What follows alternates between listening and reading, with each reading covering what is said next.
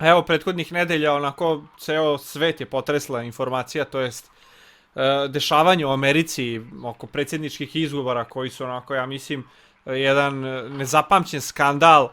Pa prva stvar koja me zanima vezano za tu temu, da li je stvarno bilo krađe izbora u Americi, jer Trump uporno tvrdi da su izbori pokradeni, da su izbori namešteni, da su stizali neki leteći glasovi, elektronski i slično. Čak su isplivali neki snimci gde ljudi ubacuju naknadno glasove u one glasačke kutije, kese i ostalo. A eto isto jedna kontradikcija, Trump je jedini republikanski predsjednik koji je ikada u istoriji američkih izbora osvojio 75 miliona glasova, što znači da su ovi izbori ubedljivo najposećeniji, to jest najveća izlaznost ikad u Americi, ako ćemo po tim brojevima, znači Trump je imao najviše glasova ikad koji je imao neki republikanac, a Biden ga je još pobedio na kraju. Šta možda nam kažeš o tome, ima li tu nameštanja ili je to jednostavno, da kažem, neka igra Trumpa koji jednostavno ne želi da izgubi? Pa pazi, ja ne mislim, ja znam da je Trump pokraden i veoma mi je bez veze zato što znam da se to dešava ne samo Trumpu nego i hakerima i ostalo da neko nekome namesti neku lažnu reputaciju. I sad ja bih savjetovao da se ne obraća toliko pažnje na televiziju i vesti jer tamo nemate ništa pametno i veselo čuti.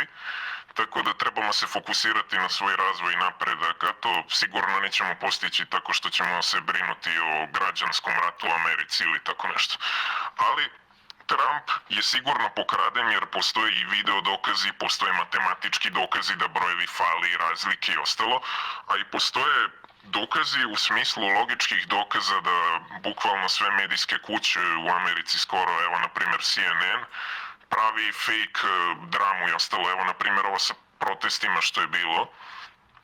Trump jednostavno je, ajde da tako kažemo, pozvao na pravdu i okupite se i da izađemo da vide da su pravi glasovi i ostalo. I onda ljudi su se okupili i oni su rejdovali onaj United States kao kod nas Bela Capitol kuća, Building, da.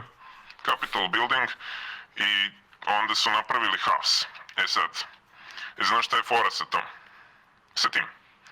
Šta je Znači, fora? fora je što pošto je narod upao u United States Capitol, znači službe će morati da mentalno ubijaju proteste, a ne fizički.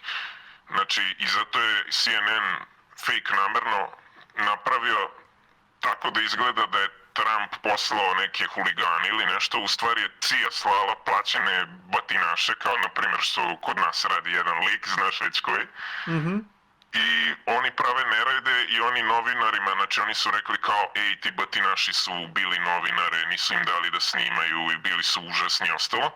I onda će CNN je objavio, ej, vidi Trumpove glasače, mi ćemo njih da okrivimo, oni su nas napali, vidi nose one crvene šešire, to jest kačkete.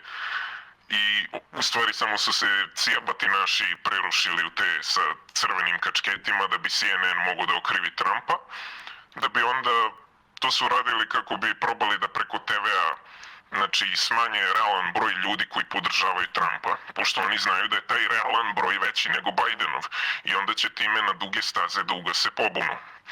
Ali ipak nije to Area 51 pa da imaju pravo da ubijaju kada neko priđe. Tako da to je samo obična zgrada, kao kod nas skupština u kojoj se 90%, u 90% slučajeva ništa ne odlučuje. I zato jednostavno, ja mislim da džabe su se tamo bili povredili, umirali su ljudi, 5-10 ljudi, ono izgubilo glavu, ni zbog čega.